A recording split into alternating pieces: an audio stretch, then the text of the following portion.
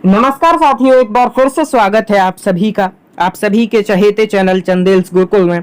साथियों, आज तारीख है 4 जून 2020 और इससे रिलेटेड जितने भी इम्पोर्टेंट करंट क्वेश्चन बन सकते थे वो आज हम इस वीडियो में डिस्कस करने वाले हैं। इस वीडियो का जो पीडीएफ है वो आपको नीचे डिस्क्रिप्शन में मिल जाएगा, तो पीडीएफ को डाउनलोड कर लीजिए। साथ ही अगर आपने अब तक हमारे टेलीग्राम चैनल को ज्वाइन नहीं किया है तो टेलीग्राम चैनल को ज्वाइन कर लीजिए, लिंक डिस्क्रिप्शन में है, जिससे आपको रेगुलर बेसिस पर पीडीएफ तथा चैनल से जुड़े अपडेट्स मिलते रहेंगे। तो चलिए स्टार्ट करते हैं इस वीडियो को एक पावरफुल मोटिवेशन के साथ। आज का जो पावरफुल मोटिवेशन है वो है, यदि आप गुस्से में एक क्षण के धैर्य रखते हैं तो आप दुख के 100 दिन से बच सकते हैं। साथियों, गुस्सा, क्रोध आपका शत्रु है और वो आपको हमेशा संकट में डाल सकता है। इसीलिए जब भी आपको गुस्सा आए उस वक्त धैर्य से बात को कहिए, धैर्य से काम लीजिए। तो चलिए क्विक रिवीजन करते हैं। हाल ही में तेलंगाना दिवस कब मनाया गया? तो जैसा कि कल मैंने आपके साथ डिस्कस किया था, प्रत्येक वर्ष तेलंगाना दिवस आप सभी जानते हैं 2 जून को मनाया जाता है। क्वेश्चन नंबर 2, स्ट्रीट वेंडर्स को किफायती ऋण प्रदान करने के लिए सरकार द्वारा कौन सी योजना शुरू की गई है? तो इसका जो सही आंसर है वो है पीएम स्वनिधि। इस योजना के अंतर्गत स्ट्रीट वेंडर्स को 10-10 हजार रुपए का ऋण दिया जाएगा और इस योजना को हाल ही में स्पेशल क्रेडिट्स योजना का नाम भी दिया जा रहा है। तो प्रश्न नंबर 3, प्रधानमंत्री नरेंद्र मोदी ने छोटी एमएसएमई को उनकी शिकायतों को हल करने, उन्हें प्रोत्साहित करने के लिए कौन सा मंच शुरू किया है? तो इसका जो सही आंसर है साथियों वो है चैंपियंस। चैंपियंस एक ऐसा मंच है जिस पर एमएसएमई से जुड़े छोटे व्यापारी अपनी समस्याओं को, अपनी शिकायतों को चैंपियंस प्लेटफॉर्म पर जाकर सुलझा सकते हैं तथा इस प्लेटफॉर्म की मदद से उन्हें प्रोत्साहन मिलेगा। उनके स्टार्टअप को बड़ा करने में चैंपियंस प्लेटफॉर्म उनकी मदद करेगा। तो क्विक रिवीजन के बाद अब स्टार्ट करते हैं आज के करंट क्वेश्चंस।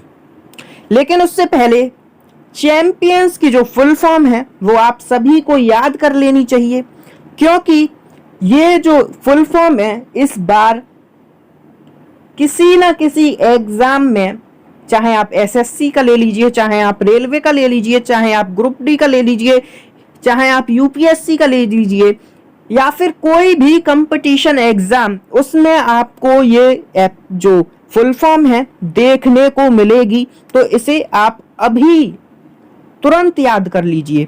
तो इसकी जो फुल फॉर्म है वो है creation and harmonious applications of modern process for increasing the output and national strength. तो चलिए आज के करंट क्वेश्चंस स्टार्ट करते हैं। प्रश्न नंबर 1, हाल ही में विश्व साइकिल दिवस कब मनाया गया?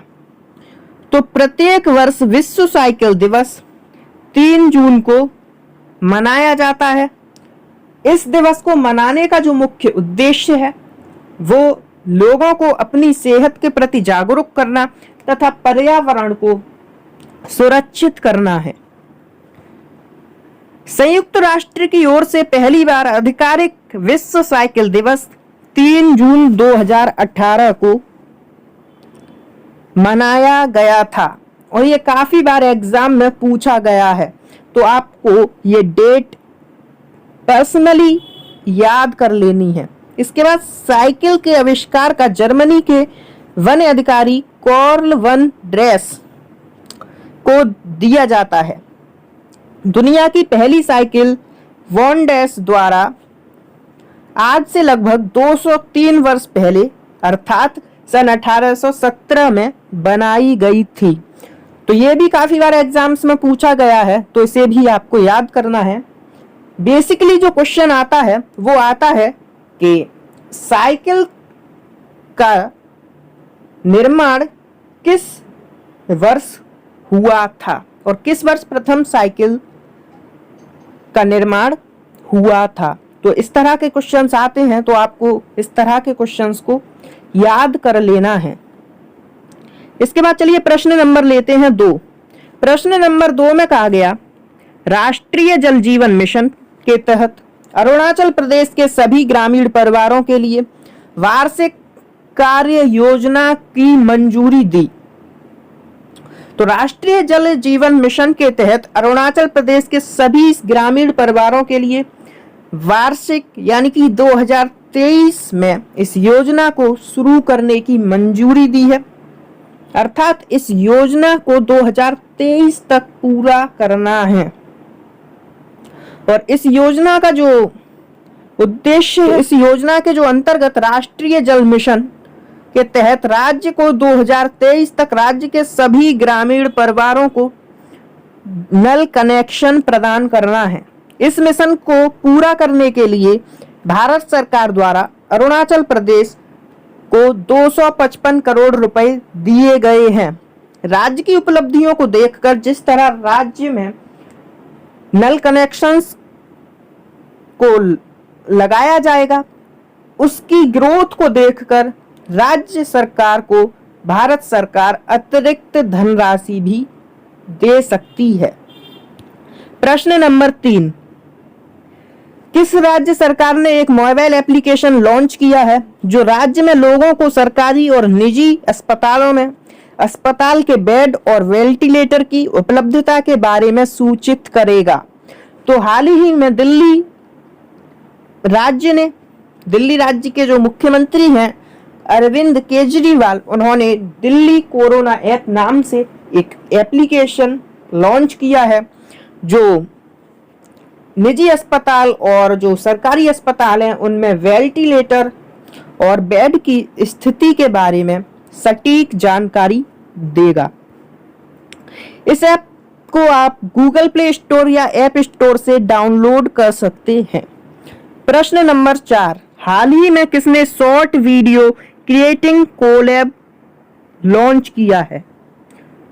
तो जिस तरह अभी ट्रेंड में टिकटॉक वर्सेस यूट्यूब की कंट्रोवर्सी चली, इसी का फायदा उठाते हुए फेसबुक ने एक short video creating app collab launch किया है और इसे आप अभी केवल ऐप स्टोर से डाउनलोड कर सकते हैं। अभी ये गूगल प्ले स्टोर पर नहीं है। तो प्रश्न आता है कि फेसबुक के जो सीईओ हैं वो कौन है? तो फेसबुक के जो सीईओ हैं वो है मार्क जुकरबर्ग और फेसबुक की जो स्थापना हुई वो 2002 में हुई थी और इसका जो मुख्यालय है वो मेलो पार्क कैलिफोर्निया में स्थित है। प्रश्न नंबर 5, हाल ही में किसने शून्य संपर्क राइड लॉन्च की है? तो इसका जो सही आंसर है वो है उबेर। उबेर एक ट्रांसपोर्ट कंपनी है जो लोगों को कार के थ्रू एक स्थान से दूसरे स्थान तक ले जाने में उनकी मदद करती है, उनकी सहायता करती है। और इसी के तहत जिस तरह कोरोना विश्व भर में फैला है, इसी को देखते हुए उबेर ने एक नई स्कीम जिसे शून्य संपर्क राइड का नाम दिया गया वो लॉन्च की है और इसके तहत अब उबेर अपने ग्राहकों को, अपने कस्टमर्स को सेवाएं देगा। इसके बाद प्रश्न नंबर 6, हाल ही में किस महिला क्रिकेटर को अर्जुन पुरस्कार के लिए नामित किया गया है? तो इसका जो सही आंसर है वो है दीप्ति शर्मा। दीप्ति शर्मा को बीसीसीआई द्वारा अर्जुन पुरस्कार के लिए नामित किया गया है। दीप्ति के नाम भारतीय महिला वनडे इतिहास में सबसे पहले बड़ी पारी खेलने का रिकॉर्ड है।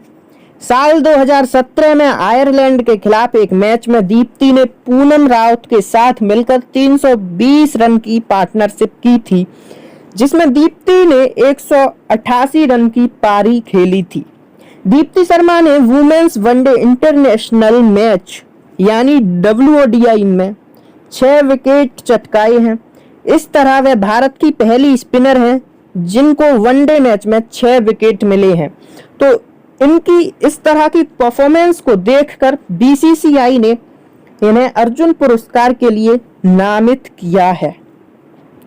प्रश्न नंबर 7, हाल ही में जयंती नानोमा का निधन हुआ, वे कौन थे? तो जयंती नानोमा एक आर्चरी कोच थे और तीरंदाजी से इनका संबंध है। वह 2010 में एशियन कप और कंपाउंड इंडिविजुअल और टीम तीरंदाजी में एशियन ग्रैंड प्रीमियर पदक विजेता थे। इसके बाद प्रश्न नंबर 8, हाल ही में किस राज्य सरकार ने कोरोना वायरस के खिलाफ 1 महीने का जागरूकता अभियान शुरू किया है? तो पंजाब राज्य ने कोरोना वायरस के खिलाफ 1 महीने का जागरूकता अभियान शुरू किया है। अब बात आती है पंजाब की, तो पंजाब की जो राजधानी है वो है चंडीगढ़। पंजाब के जो मुख्यमंत्री हैं वो हैं अमरिंदर सिंह और यहाँ के जो राज्यपाल हैं वो हैं विजेंद्र पाल सिंह बदनौर। तो आपको राज्यपाल तो स्पेशली याद कर लेने हैं। वैसे तो मुख्यमंत्री को भी याद करना मैंडेटरी है, बट आपको राज्यपाल को तो स्पेशली याद करना है क्योंकि ये काफी बार एग्जाम्स में पूछे गए हैं। इसके बाद प्रश्न नंबर 9, हाल ही में IIFL फाइनेंस का ब्रांड एम्बेसडर किसे नियुक्त किया गया है? तो हाल ही में रोहित शर्मा को IIFL का ब्रांड एम्बेसडर नियुक्त किया गया है। अब प्रश्न आता है कि IIFL की फुल फॉर्म क्या है? तो IIFL की जो फुल फॉर्म है वो है इंडियन इन्फोलाइन फाइनेंस लिमिटेड। इसकी जो स्थापना हुई वो 17 अक्टूबर 1995 में हुई थी। इसके CEO हैं सुमित बाली, CEO अर्थात चीफ एग्जीक्यूटिव ऑफिसर, और इसके जो फाउंडर हैं वो हैं निर्मल जैन। अब आपके लिए मैं एक होमवर्क देता हूं। होमवर्क में आपको IIFL की जो टैगलाइन है या आप पंच लाइन कहते हैं उसको आपको याद करना है और कल कमेंट सेक्शन में उसको लिखना है। इसके बाद चलिए प्रश्न नंबर 10, हाल ही में किसने SODAR नामक सोशल डिस्टेंसिंग ऐप लॉन्च किया है? तो इसका जो सही आंसर है वो है गूगल। हाल ही में गूगल ने SODAR नामक एक सोशल डिस्टेंसिंग ऐप लॉन्च किया है। अब प्रश्न आता है कि गूगल की स्थापना कब हुई? तो गूगल की जो स्थापना है वो 4 सितंबर 1998 में हुई थी और इसका जो मुख्यालय है वो है मेनो पार्क, कैलिफोर्निया। और गूगल के जो CEO हैं वो हैं सुंदर पिचाई और ये एक भारतीय नागरिक हैं। तो आज की वीडियो में इतना ही। अगर आपने अब तक चैनल को सब्सक्राइब नहीं किया है तो चैनल को सब्सक्राइब कर दीजिए। अगर वीडियो पसंद आई है तो वीडियो को लाइक कर दीजिए। यदि आपका कोई प्रश्न है या आप कोई सुझाव देना चाहते हैं तो आपके लिए कमेंट सेक्शन खुला है। कमेंट सेक्शन में अपने सुझाव या प्रश्न को प्रस्तुत कीजिए। इस वीडियो को शुरू से लेकर अंत तक देखने के लिए आप सभी का बहुत बहुत धन्यवाद।